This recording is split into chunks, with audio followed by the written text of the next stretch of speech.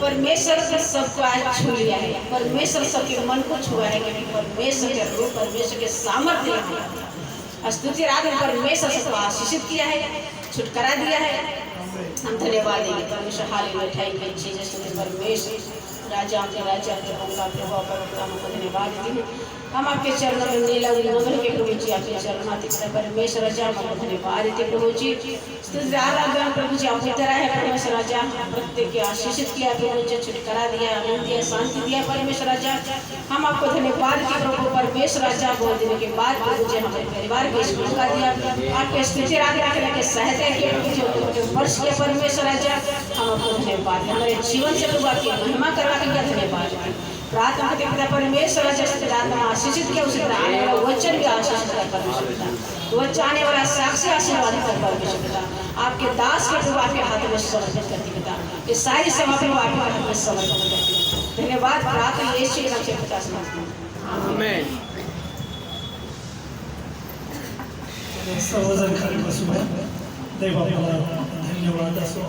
खरोखर देव आपला किती चांगला देव आहे आणि सुंदर देवाला मान्य होईल, देव प्रसन्न होईल अशा रीतीने आपण त्याची आराधना केलेली आहे। आणि पवित्र आत्म्याचं वास्तव्य, देवाचं सानिध्य आपल्यामध्ये आहे आणि म्हणून पवित्र आत्म्याचं यावेळेस आपण टाळ्या वाजवून आपण त्याचं स्वागत करूया।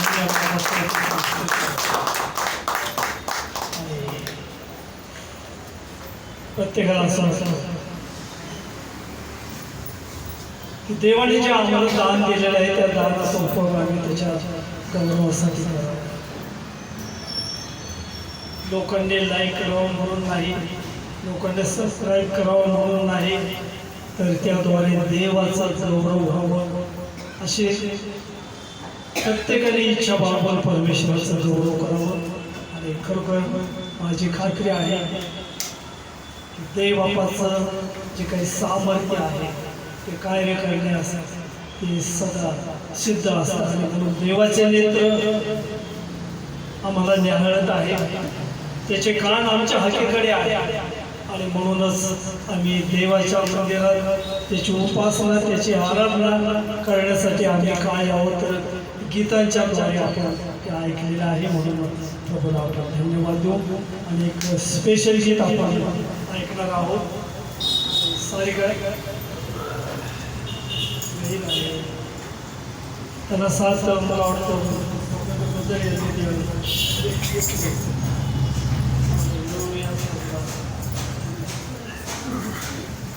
3 वाजता एकत्र कसं काय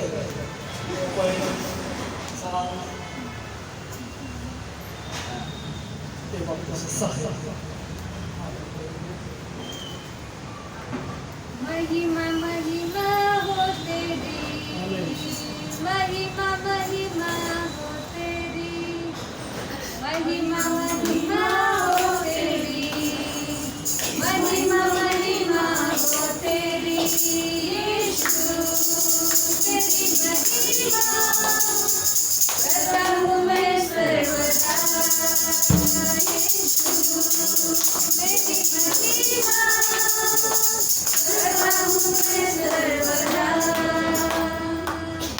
महिमा महिमा हो तेरी, महिमा महिमा हो तेरी, महिमा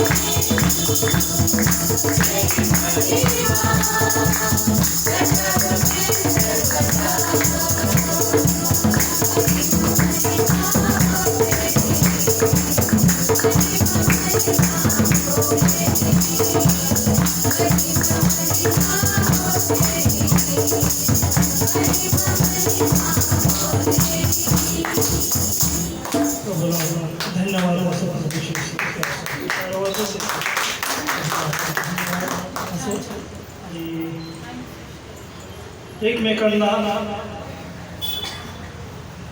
उल्हासित करणं, प्रोत्साहित करणं हे आपल्याकडे आहे. आणि म्हणून त्या सर्व गोष्टीबद्दल आपण देवाला धन्यवाद मानतो. आणि यावेळेस आपण देवाच्या वचनाकडे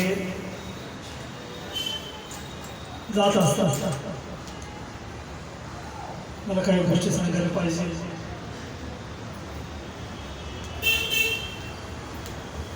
मला असे लोक तयार करायचे आहेत जे हरवलेले लोक आहेत.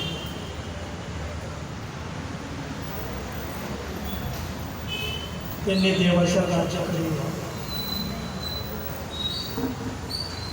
आणि मी प्रभूची स्तुती करतो की देवबापाने आपल्या छोट्याशा कल्पामध्ये तसे लोक ठेवलेले आहेत.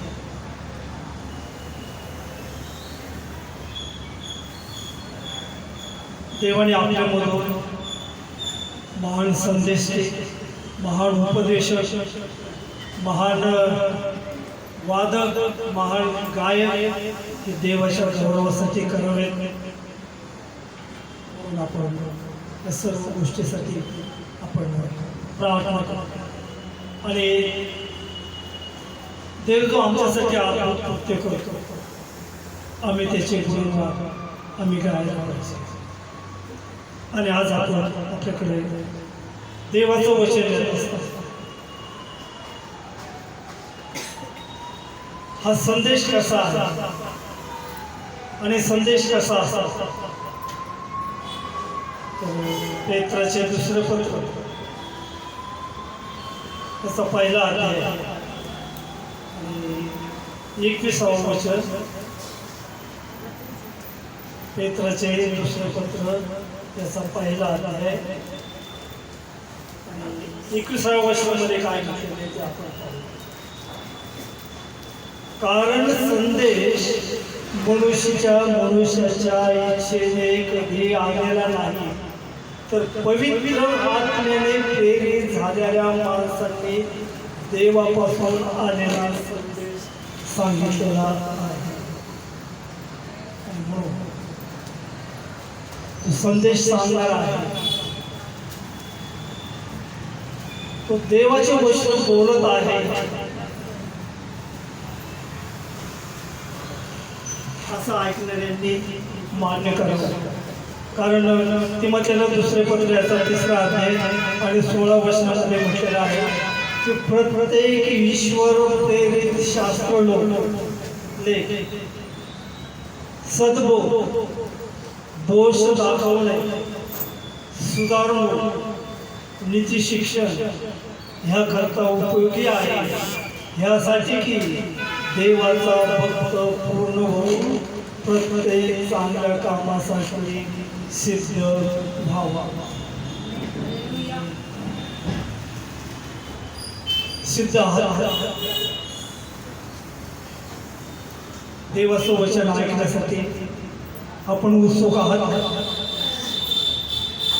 आणि माझी खात्री आहे की ते त्याच्या वचनाच्या द्वारे आपल्या संगती बोलणार आहे आणि देवाचा संदेश सांगणार आहे.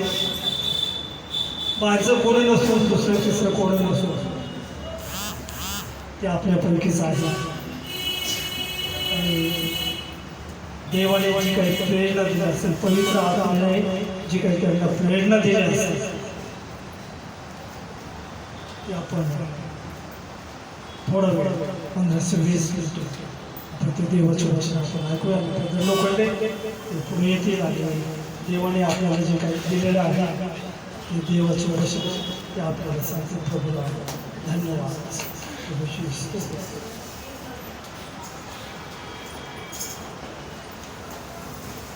Praise the Lord. Praise the Lord. Hallelujah.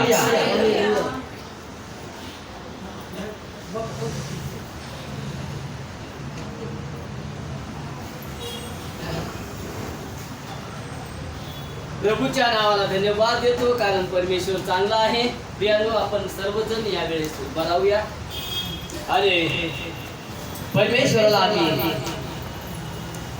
विनंती करू हा जे वचन त्यांनी आमच्यासाठी राखून ठेवलं आहे, जो आत्मिक अन्न तो आमच्यापर्यंत घेऊन येत आहे, तो मी नाही प्रियांनो, कारण माझ्याद्वारे माझ्या मुखाच्या द्वारे बोलणारा तो परमेश्वर आहे.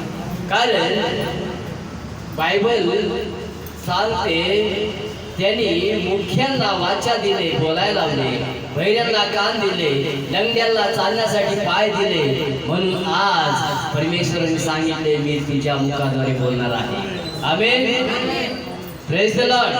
आपण डोळे बंद करूया आणि त्या परमेश्वराला आपलं अंतःकरण मोकळं करू त्याच्या सानिध्यामध्ये. Hallelujah, hallelujah. धन्यवाद, धन्यवाद, धन्यवाद प्रभू. तुला गौरव, तुला धन्यवाद देतो बाप्पा. तुझे आभार मानतो. इथपर्यंत तू आम्हाला सांभाळलास. इथपर्यंत सुंदर प्रभू तुझी आराधना करीत असताना प्रभू तुझ्या लेकरांच्या द्वारे प्रत्येकाच्या हृदयाला स्पर्श केला, प्रत्येक अंतःकरणाला स्पर्श केला. प्रभू तुला धन्यवाद देतो. तू निश्चित आमच्यामध्ये माझ्या देवा परमेश्वरा उपस्थित आहेस असा मी विश्वास करतो प्रभूची. आणि बाप्पा या ठिकाणी असलेल्या माझ्या प्रत्येक बहीण भावंडाला मी तुझ्या हाती समर्पित करतो. प्रत्येक हृदय तुझ्या हातात घे, प्रत्येक अंतःकरणाचा ताबा घे. आणि प्रभू जे वचन माझ्या मुखातून तू बोलणार आहेस प्रभू, ते प्रत्येकाच्या हृदयात आर पार छेदून जाणार असू दे. आणि ते वचन 100 पट पीक देणाऱ्या सुपीक जमिनीप्रमाणे प्रत्येक हृदय येशूच्या नावाने मोकळं होईल. In the name of Lord Jesus, hallelujah. प्रभू माझे देवा, माझ्यावर दया कर आणि कृपा कर. माझ्या शिकात माझ्या मुखकंठाला स्पर्श, माझ्या ओठाची जिभेला स्पर्श कर प्रभू. मी बोबड्या ओठाचा आहे, परंतु प्रभू तुझं वचन सांगते तू मुख उघड म्हणजे मी ते भरेल. प्रभू मी आज तुझ्या चरणात जवळ आलेल्या माझ्या देवा, माझ्या मुखाच्या द्वारे तू बोल. तुझ्या लेकरांना काय सांगावं, काय मार्गदर्शन करावं हे मी नसून परमेश्वरा तू चांगले मान्य कर प्रभूची. माझ्या प्रत्येक शब्द मान्य कर माझे देवा, आणि त्याद्वारे तुझा गौरव प्रार्थना येशूच्या नावात केलं म्हणून मी त्यात आहे. Amen, amen, hallelujah, hallelujah. Praise the Lord, hallelujah. Praise the Lord, hallelujah. प्रभूच्या नावाला धन्यवाद असो. आज मी परमेश्वराच्या सानिध्यात आलो. प्रभूची इच्छा काय माहीत नाही. या आज या ठिकाणी उभा राहण्याचं कारण म्हणजे मला पाळक साहेब अचानक फोन केली.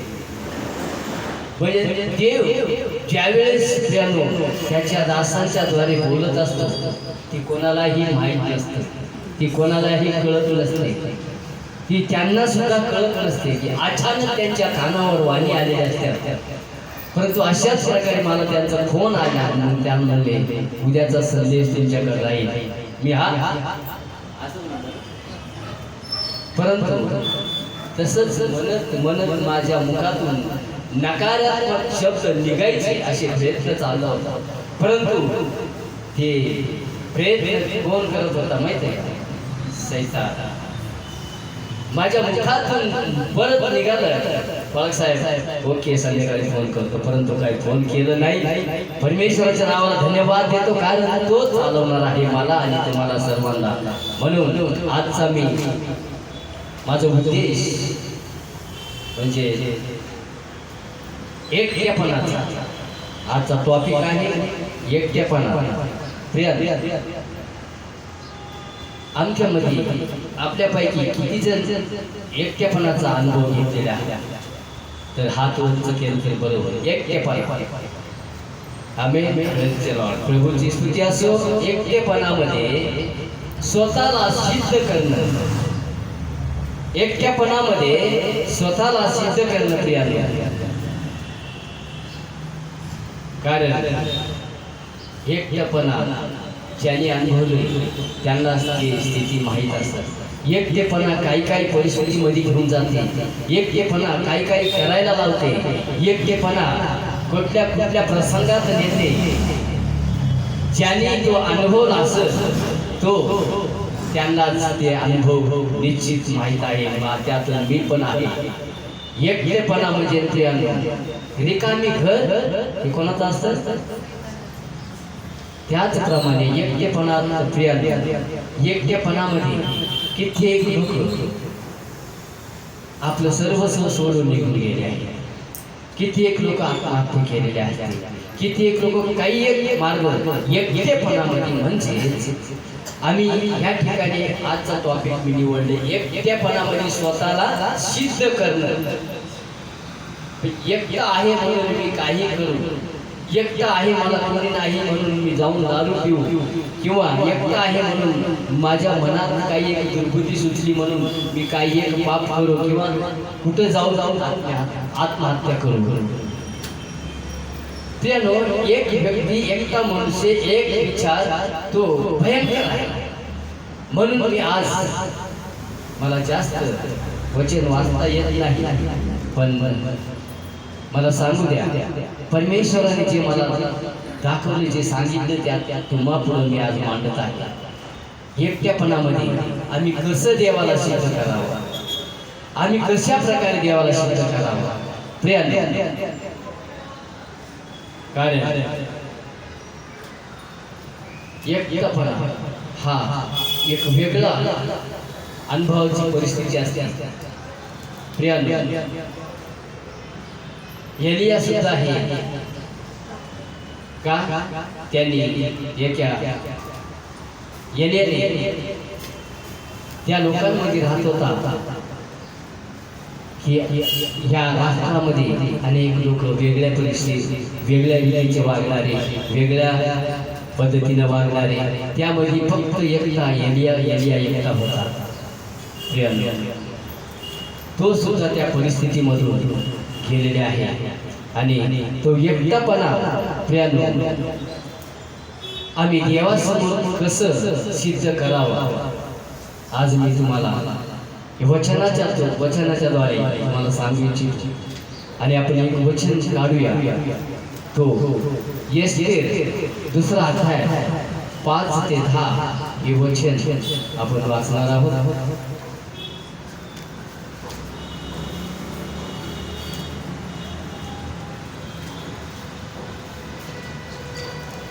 एस्तेरचं पुस्तक 5वा अध्याय 2रा अध्याय. शुशन राजवाड्यात मर्दखया बिन याईर बिन शिमई बिन किश या नावाचा एक बनामिनी यहुदी होता. बाबेलचा राजा नबुखद्रेसर याने यहुदाचा राजा मखन्या याचबरोबर जे लोक यरुशलेमाहून पकडून गेले होते त्यापैकी हा एक होता. त्याने आपल्या चुलत्याची कन्या हदस्या उर्फ एस्तेर तिचे पालनपोषण केले होते. तिला आईबाप नव्हते. ती मुलगी सुंदर व रूपवती होती. तिचे आईबाप मेल्यावर मर्दखयाने तिला स्वतःच्या मुलीप्रमाणे सांभाळले होते. राजाची या ठिकाणी एस्तेरच्या जीवनाविषयी या ठिकाणी सांगितलेले आहे. मर्दक्या तो आपल्या चुलत्याची कन्या तिनं कोण होती ती नाजी हदस्या उर्फ एस्तेर.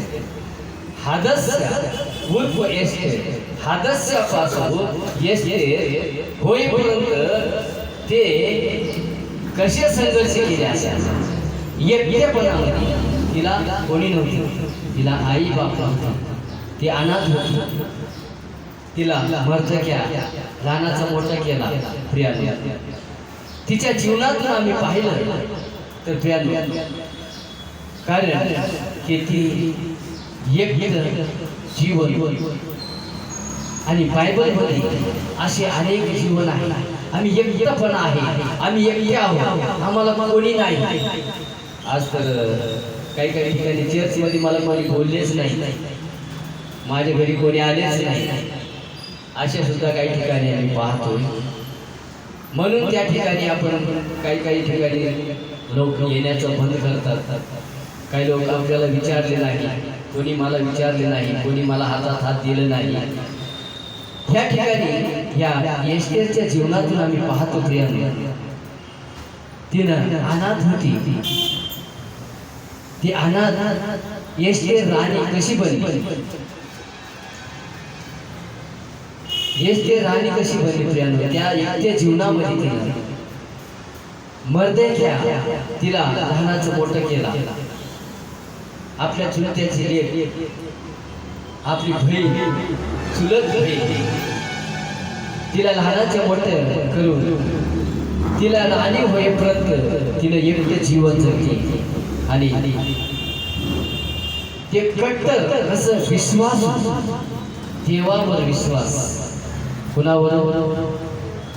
एकट्यापणा आपण सिद्ध करायचा असेल तर आम्ही काय केलं पाहिजे? तर आम्ही विश्वास असला पाहिजे. यहुदी लोकांकडे जर आम्ही पाहिलं, ते खूप धार्मिक होते, कट्टर धार्मिक होते प्रियांनो. ते विश्वास, त्याचप्रमाणे आम्ही एकट्यापणामध्ये आम्हाला जर सिद्ध स्वतःला करायचं आहे तर आम्ही कोणावर विश्वास ठेवला पाहिजे? कोणावर विश्वास ठेवला पाहिजे? आमचा परमेश्वर प्रभू येशू याचवर विश्वास ठेवला पाहिजे. आता मी एकटा आहे आणि मी एकटा पडलो म्हणून आम्ही काही करायच्या मार्गात जाऊ किंवा काही करायचा प्रयत्न करतो, तर त्या एकट्यापणामध्ये गुडघे टेकून माझा पिता परमेश्वर माझ्यासाठी रक्त सांडला, तोच परमेश्वर माझा, तोच माझा सर्वस्व आहे.